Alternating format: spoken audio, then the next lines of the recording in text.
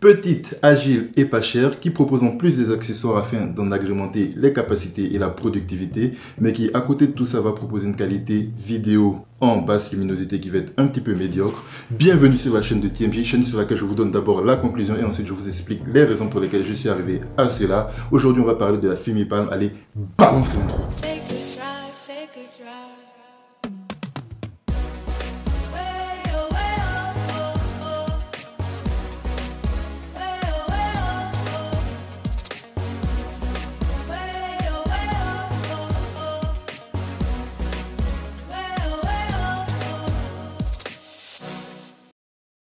Alors, la FemiPalm est une petite caméra qui a sa tête un objectif qui est monté sur une gimbal et qui va donc être stabilisée. Elle va servir principalement pour faire de la vidéo, même si aussi on peut noter la présence d'un mode photo qui, à mon avis, est un petit peu anecdotique. Elle propose tous les modes de stabilisation que l'on connaît sur d'autres types de stabilisateurs type Zhiyun ou DJI, à savoir le mode Gimbal Lock, le mode Pitch Lock, le mode Follow, le mode FPV.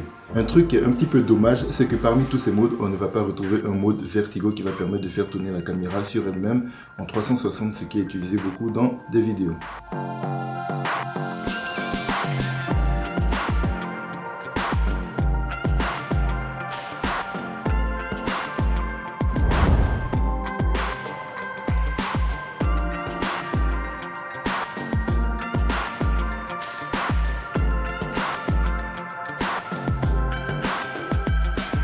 Avec un design qui reprend beaucoup de ce que l'on a retrouvé sur la DJI Osmo Pocket, cette FemiPalm a quelques avantages en plus, parmi lesquels déjà le prix qui est 2 fois moins cher que chez DJI. On va retrouver aussi un pas de vis qui permet de la fixer sur un trépied et ce de façon native, donc sans ajouter un accessoire payant par-dessus.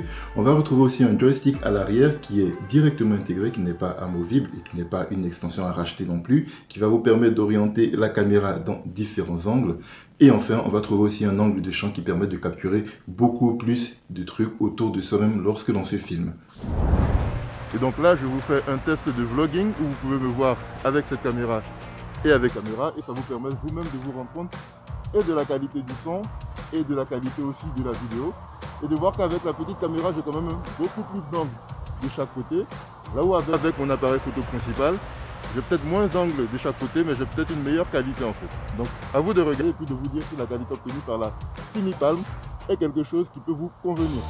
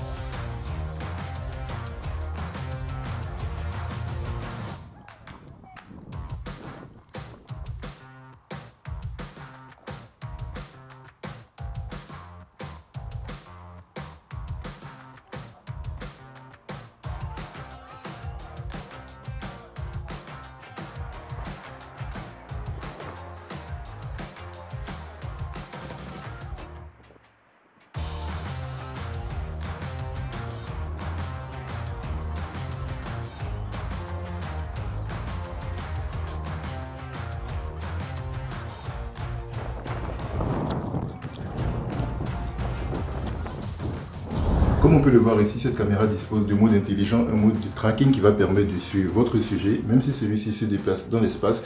Et on peut voir que même si je m'abaisse ou encore que je me lève et que je me remonte un petit peu plus haut, la caméra va quand même néanmoins toujours essayer de me suivre.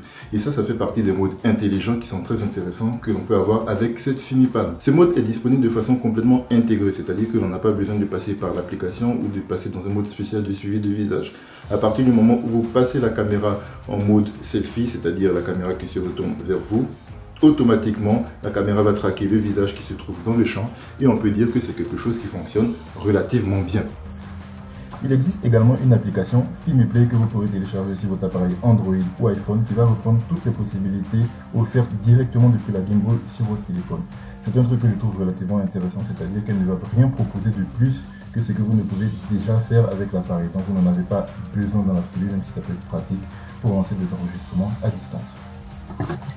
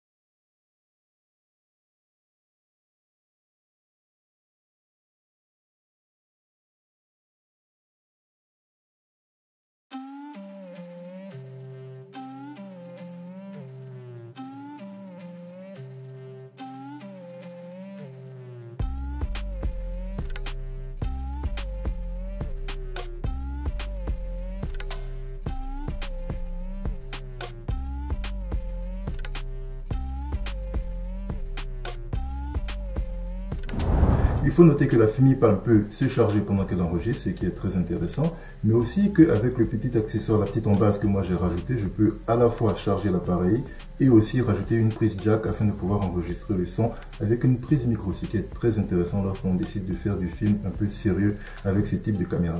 Et comme on peut le voir avec cet angle assez incongru, la FemiPalm, je peux la foutre partout. Et ça a un avantage en fonction du type de personne que l'on est. Par exemple, si on est un vlogueur, on va avoir la possibilité de proposer des angles de vue très intéressants et très différents à ses viewers. Mais également, si on fait de la prestation de service, ça va nous permettre de proposer quelque chose en plus par rapport aux autres qui font la même chose dans notre domaine.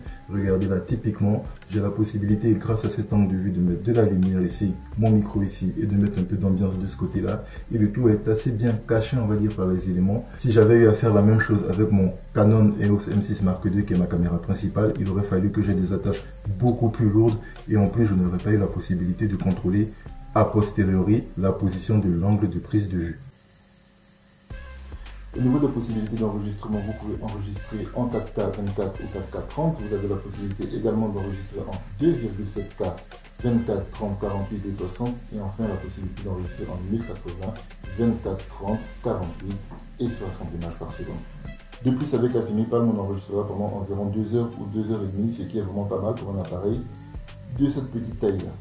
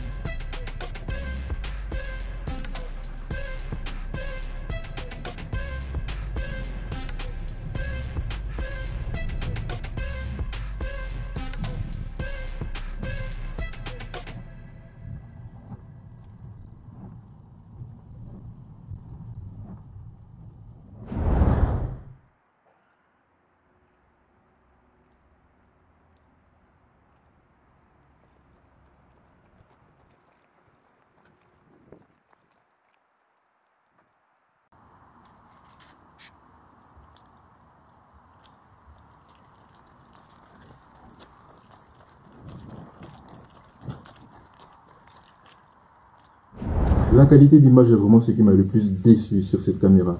Vous avez la possibilité, c'est vrai, de filmer en 4K et quand vous êtes à l'extérieur, c'est extrêmement propre.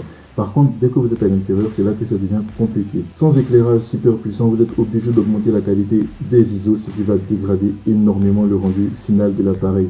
Ça, c'est quelque chose que je trouve complètement dommage et ça diminue complètement l'intérêt que j'avais pour cette caméra-là.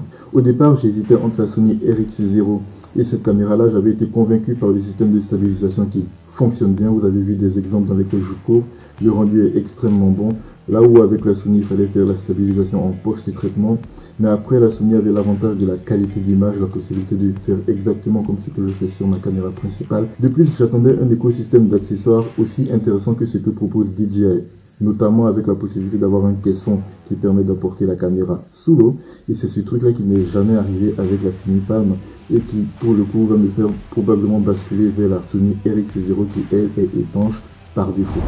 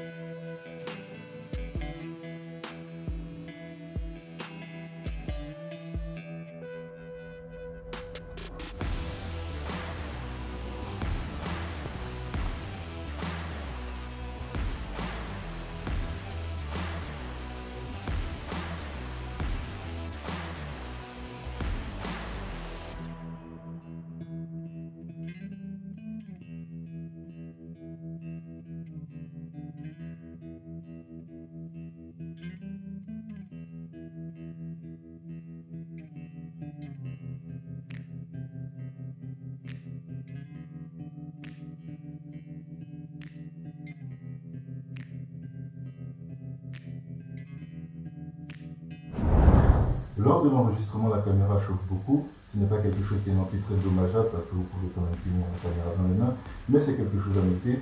De plus, vous n'avez pas non plus la possibilité d'utiliser cette caméra-là comme une webcam, c'est-à-dire la relier à un ordinateur ou un moniteur externe afin d'en utiliser le flux vidéo pour pouvoir le diffuser lors d'un live par exemple. Et ça aussi c'est très dommage. On aurait apprécié avoir la possibilité d'utiliser les capacités de télécommande, enfin de caméra mobile à distance afin de pouvoir la piloter, et pendant un live ça aurait pu donner des choses assez intéressantes.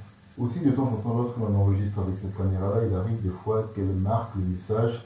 La carte mémoire n'est pas assez rapide pour un enregistrement d'une telle qualité. Dans l'appareil, moi, j'utilise que des cartes mémoire SanDisk de type extrême, c'est-à-dire des cartes mémoire qui ont des taux de transfert très élevés. Je ne comprends pas vraiment pourquoi ce genre de message arrive. Il suffit de redémarrer l'appareil pour pouvoir avoir un fonctionnement normal, mais c'est quelque chose qu'il faut noter. À cela, enfin, je rajoute le défaut de démarrage qui, de temps en temps, fait que la gimbal ne s'initialise pas avec un bon axe et parfois elle est un peu inclinée ou l'horizon n'est pas complètement droit. Alors c'est simple, encore une fois, il suffit de redémarrer l'appareil, mais c'est des choses qui peuvent de temps en temps vous ralentir dans votre production et c'est des choses aussi à noter avec cet appareil-là. Cet appareil dispose de modes de création type des panoramas, des time-lapse, du slow motion, et enfin d'un mode d'édition qui va vous accompagner. Vous prenez quelques prises de vue et lui après va les assembler, rajouter de la musique et faire un petit montage. C'est assez pratique si vous n'avez pas non plus le temps de faire du montage vidéo derrière. Vu qu'il n'y a pas besoin de faire d'équilibrage sur ce type d'appareil, vu que la caméra est embarquée, et la qualité ne va pas dépendre de l'appareil photo que vous avez ni de la caméra que vous avez. Et c'est ce que moi j'aime avec ce genre d'appareil. Tu prends, tu filmes et tu ranges. Alors qu'avec toutes les gimbals, il faut d'abord les équilibrer avec votre appareil, que ce soit un smartphone ou un appareil photo, avant de pouvoir prendre la prise de vue qui, même si elle va être de meilleure qualité, vous aurez peut-être déjà perdu votre sujet qui est en train de passer devant vous, et ça c'est aussi dommage.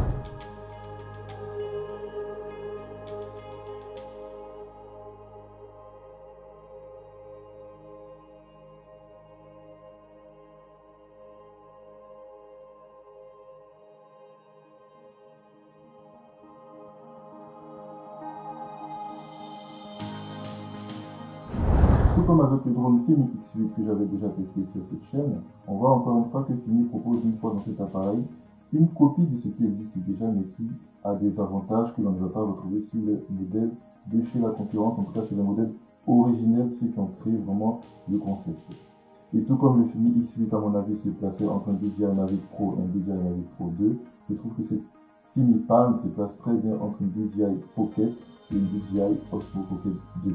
C'est-à-dire qu'elle ne va pas être complètement excellente, elle va pas être parfaite, mais elle va prendre quelques défauts que l'on va retrouver sur les premiers modèles, les améliorer et tout ça les proposer à un prix qui défie toute concurrence.